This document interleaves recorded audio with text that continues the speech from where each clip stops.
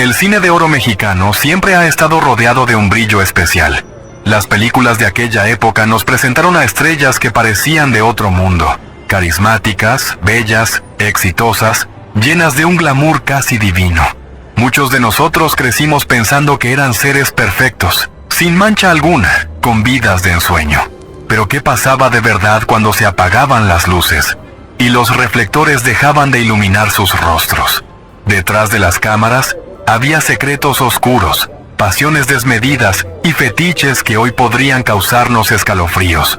No es que todos fueran villanos o malas personas, pero sí tenían gustos, obsesiones y fijaciones que la gente de su época prefería callar. A fin de cuentas, el público amaba a esas estrellas, y la industria necesitaba cuidar sus imágenes. Los rumores corrían como pólvora, pero las revistas y los periódicos oficiales los silenciaban o, en el mejor de los casos, los disfrazaban para no dañar la reputación de quienes llenaban las salas de cine. ¿Por qué hablar ahora de estos temas? ¿Por qué desenterrar estos chismes escandalosos? Algunas personas dirán que es por morbo. Otras dirán que es para ver la realidad que se escondía detrás del glamour. Tal vez sea un poco de ambas. Lo cierto es que las estrellas del cine de oro también eran seres humanos, con defectos, miedos y deseos retorcidos que pocos podrían imaginar. En este texto te voy a presentar 13 fetiches que resultan tan oscuros como fascinantes. Algunos tienen que ver con coleccionar objetos íntimos, otros con rituales esotéricos, y hasta hay quienes llevaron su obsesión con el poder y la dominación a un extremo peligroso. He tratado de usar un lenguaje sencillo para que todos lo entiendan, pero la historia que contaré es cualquier cosa menos ligera. Te advierto, si prefieres seguir viendo a estas figuras como ángeles inmaculados, es mejor que te detengas ahora, porque lo que estás a punto de leer podría cambiar para siempre tu visión de los grandes ídolos del cine de oro mexicano. ¿Listo para conocer estos secretos? Toma aire, siéntate cómodo y prepárate para adentrarte en las sombras que habitan detrás de las sonrisas perfectas y el brillo de la fama. Estos relatos, repletos de rumores, testimonios y leyendas urbanas, forman parte de la historia no contada de un mundo que creíamos impecable. Al final, tú decidirás si todo esto es una exageración sensacionalista, o si, en efecto, refleja la verdadera naturaleza humana de quienes tanto hemos admirado. Para nadie es un secreto que Luis Buñuel era un genio provocador. Sus películas estaban llenas de mensajes ocultos y escenas que desafiaban la moral de su tiempo. Pero más allá de sus aportaciones al cine, se dice que Buñuel tenía un fetiche sumamente poderoso por los pies, y en particular, por los zapatos de tacón alto. En varias de sus obras, hay momentos en que los pies de las actrices pasan a primer plano, como si de pronto el director quisiera subrayar el encanto de unos tobillos cruzados, o la forma en que un zapato rosa se mueve insinuante bajo la mesa. El ejemplo más citado es la película Él, donde el protagonista, de la nada, cambia por completo su comportamiento al contemplar los pies de su esposa. Para la mayoría del público, era solo un detalle peculiar que representaba el deseo o la fascinación masculina. Sin embargo, las personas cercanas al cineasta aseguran que no se trataba de una simple licencia artística, sino de un reflejo directo de su obsesión más íntima. Buñuel, según esos rumores, prefería estar rodeado de mujeres con tacones bien altos, y podía pasar horas solo observando cómo caminaban o cómo jugaban con el zapato, moviéndolo rítmicamente mientras la punta del pie apenas rozaba el suelo. Algunas actrices, al notar su mirada fija, se sentían incómodas, pero como se trataba de un director influyente y respetado, preferían no decir nada. Después de todo, aparecer en una película de Buñuel significaba prestigio y proyección internacional. ¿Era esto algo siniestro? Quizá no sea la obsesión más siniestra del mundo, pero sí habla de hasta qué punto un artista puede llevar sus fijaciones a su obra. El fetiche de Buñuel por los pies es un recordatorio de que la mente de un genio esconde fantasías que el público rara vez llega a conocer en su totalidad. Germán Valdés, mejor conocido como Tintán, era el rey de la comedia desenfadada. Con su porte pachuco y su sentido del humor, conquistó los corazones de miles de espectadores. Sin embargo, Detrás de su sonrisa y sus graciosos bailes, se decía que Tintán tenía una costumbre bastante extraña: coleccionar objetos personales de las mujeres que conocía o con las que trabajaba de cerca. Según relatos de gente de la industria, no se trataba solo de fotos o autógrafos inocentes. Tintán guardaba pañuelos, guantes y, en algunos casos, hasta prendas íntimas que le regalaban sus compañeras de reparto o que él mismo pedía como recuerdo. Para muchos, esto parecía un comportamiento extraño, pero Tintán aseguraba que estos objetos eran talismanes que le daban suerte. Afirmaba que tener cerca un pedacito de la esencia de cada mujer lo motivaba y le traía buena fortuna en sus presentaciones. El rumor contaba que existía un cuarto secreto en su casa, repleto de cajones y muebles, donde ordenaba estos recuerdos. Nadie podía entrar allí sin su permiso. Amigos cercanos sostienen que, al final de su vida, seguía guardando esos tesoros con un celo casi religioso. ¿Era una simple superstición? ¿O de verdad sentía un placer especial al saber que poseía algo íntimo de tantas mujeres?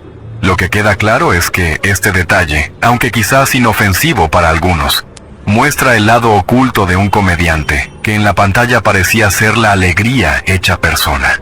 A veces, la fantasía de poseer o conservar algo físico de quienes amamos o deseamos se convierte en un fetiche silencioso que marca cada aspecto de nuestra vida, incluso si intentamos ocultarlo.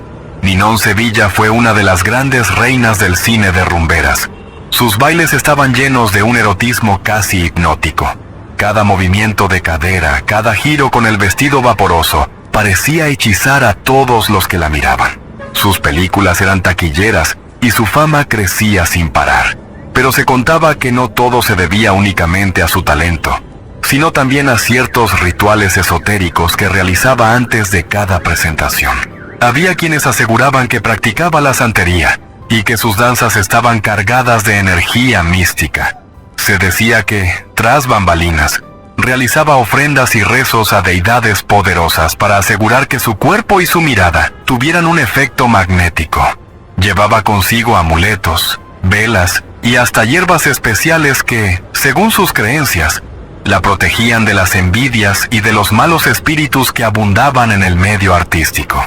Algunas colegas, llenas de recelo, preferían guardar distancia de ella. Temían que Ninón pudiera utilizar sus supuestos poderes para bloquearles oportunidades laborales o traerles mala suerte.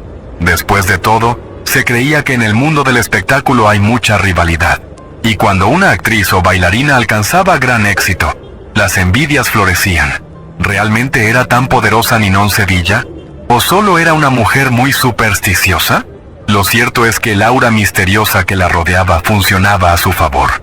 El público la veía como una diosa inalcanzable, alguien con una fuerza interna que brillaba en cada baile. Y quizá, en parte, tenía razón el rumor. A veces, creer en algo con tal fuerza puede convertirlo en una realidad para quienes lo observan. Esa es la magia, o la brujería, del mundo del espectáculo. Pedro Armendáriz fue el galán rudo por excelencia. Con su bigote bien recortado y mirada seria, representaba el prototipo del macho mexicano dispuesto a todo. Lo que muchos ignoran es que su afición por las armas no era solo parte de su imagen en pantalla. En su vida privada, Pedro se rodeaba de pistolas, rifles y cuchillos de diversas épocas y calibres. Se cuenta que en su casa tenía una especie de museo personal, donde exhibía su colección, y que pocos visitantes se sentían cómodos al ver la cantidad de armas expuestas. Para él, no se trataba solo de un pasatiempo, era un estilo de vida. Disfrutaba realizando prácticas de tiro en sus ratos libres y, según algunos compañeros de rodaje, insistía en que sus personajes portaran armas, aunque el guión no lo requiriera. La historia de Pedro Armendáriz culminó de forma trágica cuando, enfermo de cáncer, para algunos, esa decisión refleja hasta dónde llegaba su relación con las armas. Prefería tomar el control de su propia muerte a esperar que la enfermedad lo consumiera. Un final que nos hace preguntarnos si esa obsesión con la violencia y el peligro era, en el fondo, parte esencial de su carácter o una oscura predicción de lo que sería su fin. Miroslava Stern fue una actriz checa mexicana que se convirtió en una de las figuras más trágicas del cine nacional. Su belleza melancólica y su presencia en pantalla enamoraron al público, pero detrás de su frágil apariencia se escondía una personalidad marcada por la dependencia a la astrología, el tarot y todo tipo de prácticas esotéricas. Cuando se enfrentaba a una decisión importante, ya fuera firmar un contrato o aceptar un papel, se cuenta que Miroslava acudía a astrólogos y videntes para saber si el destino estaba de su lado. Usaba amuletos y hacía rituales de purificación en su casa para ahuyentar energías negativas. Quienes la conocieron aseguran que sentía un miedo constante a la mala suerte, como si estuviera convencida de que su carrera y su vida personal pendían de un hilo. Sus temores no eran infundados. La fama en el cine de oro era implacable, y muchos se hundían en la depresión al ver cómo su éxito se desvanecía. Miroslava no fue la excepción. Su final, rodeado de rumores sobre un suicidio y posibles problemas sentimentales, reforzó la idea de que ninguna práctica esotérica pudo protegerla de su trágico destino. ¿Fue la fatalidad o la obsesión misma con las artes ocultas la que la llevó a un punto sin retorno? Nunca lo sabremos a ciencia cierta, pero su historia sigue siendo un recordatorio de que el miedo y la superstición pueden generar abismos imposibles de cruzar. Ramón Novarro fue uno de los primeros actores mexicanos en alcanzar fama en Hollywood. Guapo, elegante y con una presencia magnética, conquistó el corazón de los fanáticos a nivel internacional. Sin embargo, su vida privada estuvo siempre envuelta en un secreto que no podía salir a la luz en aquellos años conservadores: su obsesión por la belleza masculina. Aunque se rumoreaba que era homosexual, algo muy censurado en su época, lo que pocos sabían es que Novarro dedicaba parte de su tiempo a moldear su propio cuerpo con una disciplina casi militar. No era simple vanidad. Tenía la creencia de que la perfección física le otorgaba un poder sobre sí mismo y sobre los demás.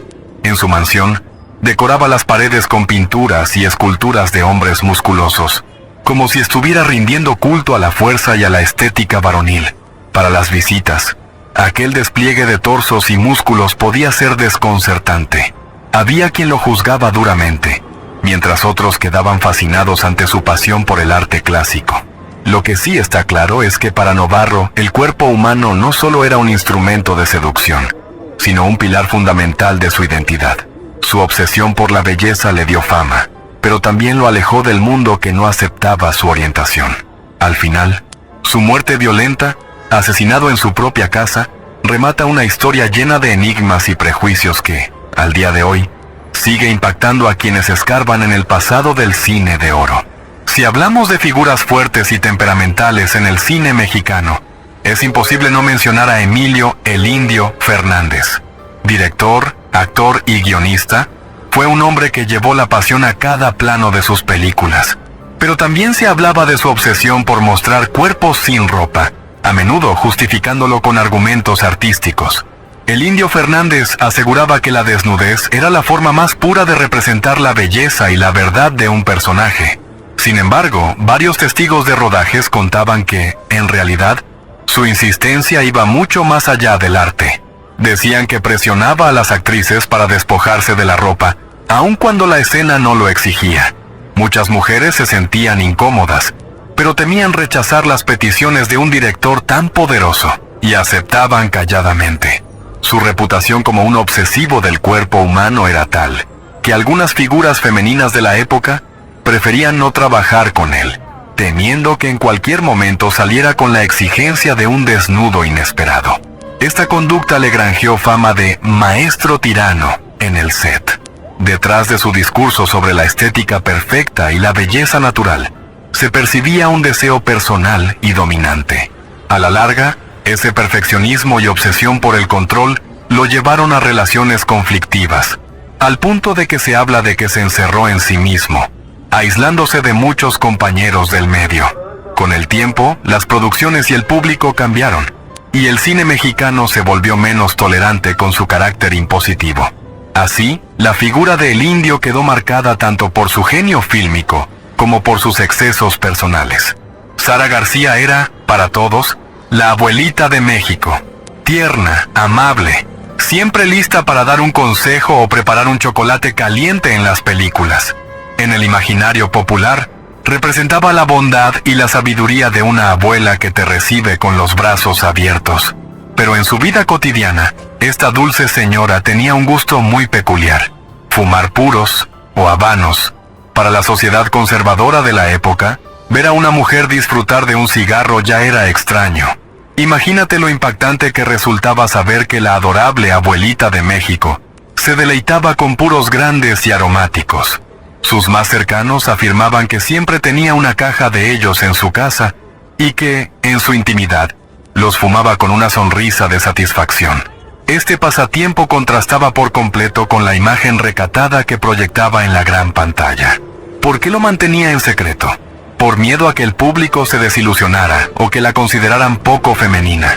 Además, la industria cuidaba con recelo la figura de sus estrellas, y si el público descubría un detalle así, podía romper el encanto.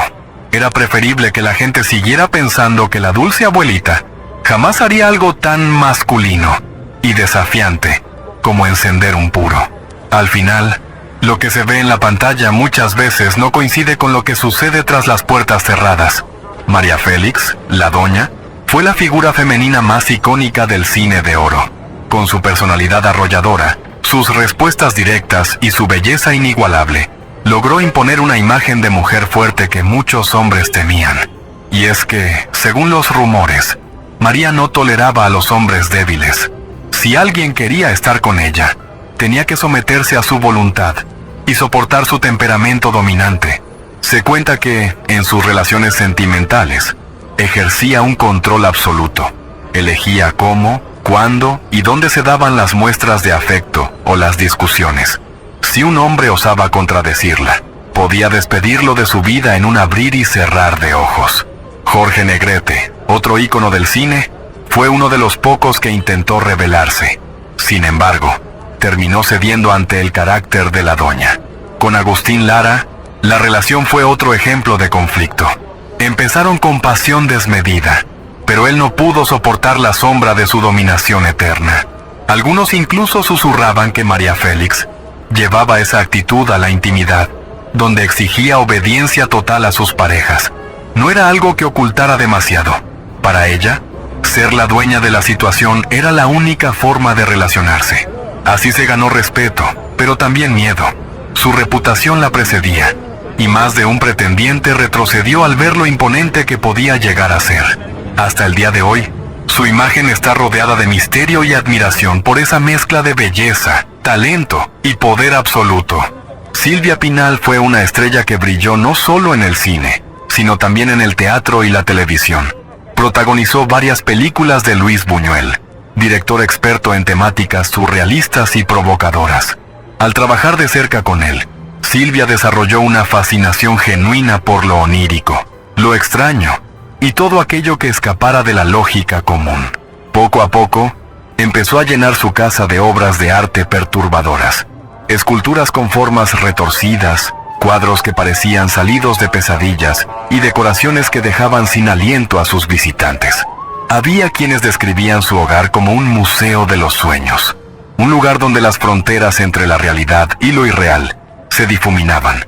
Además, Silvia se rodeaba de gente del ambiente artístico que compartía su obsesión por lo bizarro.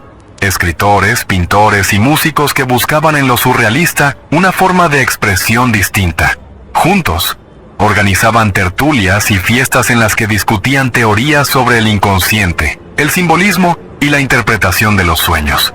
Para muchos, esto era solo una faceta interesante de su personalidad, pero para otros, significaba que Silvia Pinal se había adentrado demasiado en un mundo de imágenes caóticas y laberintos mentales.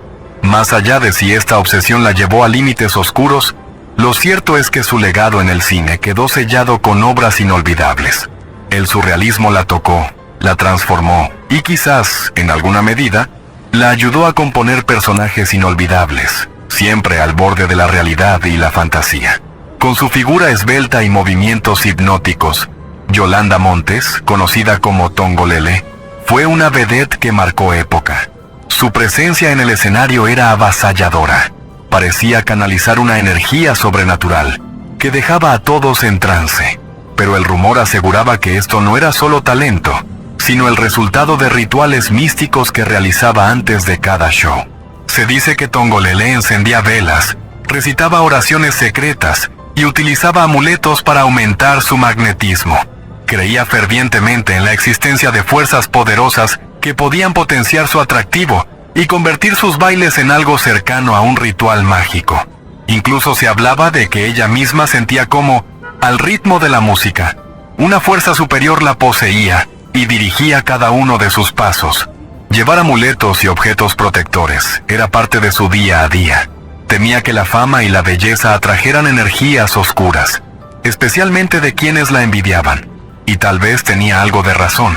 En el mundo del espectáculo, los celos y las malas vibraciones están a la orden del día.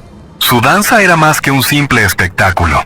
Para muchos, se convertía en un viaje a otro mundo, guiados por la mirada felina y la cadencia inimitable de Tongolele. Isela Vega fue una mujer que no temía romper las reglas. Mientras otras estrellas del cine de oro cuidaban su imagen para no escandalizar al público, ella se atrevió a participar en proyectos que abordaban temas espinosos para la época. El erotismo, el satanismo, el trabajo sexual y las pasiones prohibidas. Fue de las primeras en mostrarse sin tapujos, demostrando que no todo el cine mexicano era recatado. Este atrevimiento traspasaba la pantalla. Quienes la conocieron de cerca afirman que Isela disfrutaba poniendo a prueba los límites de la sociedad en su vida personal. Coqueteaba con la controversia, hablaba abiertamente de sus experiencias y no se dejaba someter por las normas morales del momento. Para algunos, era una provocadora sin remedio. Para otros, una mujer adelantada a su tiempo, libre de prejuicios. Tal vez su mayor fetiche era la misma adrenalina que sentía al incomodar a los conservadores. Isela usaba su figura y su fama para visibilizar temas que consideraba importantes, aunque el público no estuviera listo para discutirlos. Gracias a esa actitud irreverente, se ganó enemistades que la catalogaban de mala influencia. Sin embargo, también ganó un grupo de admiradores que la veían como un ícono de la libertad y la rebeldía femenina. Sonia Infante, sobrina de Pedro Infante, heredó algo más que el apellido. También tenía un enorme carisma que encendía la pantalla. Su belleza era innegable, pero detrás de ese rostro angelical había una mujer de carácter fuerte, que odiaba sentirse controlada por los hombres. Se decía que, en sus relaciones, ella llevaba las riendas, imponía las reglas, y no toleraba que alguien le dictara cómo vivir. Su matrimonio con Gustavo Alatriste, un hombre con poder en la industria, estuvo lleno de tensiones y rumores sobre infidelidades. Parecía que ambos competían por ver quién ejercía más autoridad en la relación. Las discusiones se volvieron cada vez más intensas, y para muchos fue obvio que Sonia no era la típica esposa sumisa que se esperaba en aquella época. Ella reclamaba su libertad y no dudaba en mostrar su desacuerdo. Después de su divorcio, Sonia regresó al cine con papeles más sensuales y provocativos, como si quisiera demostrar que no necesitaba de ningún hombre poderoso para brillar. Esa actitud desafiante, sin embargo, le generó enemigos. Algunos productores y directores, acostumbrados a estrellas más manejables, preferían apartarla. Con el tiempo, su presencia en la pantalla se fue reduciendo. El precio de la independencia femenina en aquellos años podía ser la marginación laboral. Aún así, su historia se convirtió en un símbolo de rebeldía. Sonia Infante demostró que no todas las mujeres del cine de oro estaban dispuestas a seguir los patrones de sumisión que se esperaban de ellas. Su fetiche era su libertad, y la defendía con uñas y dientes.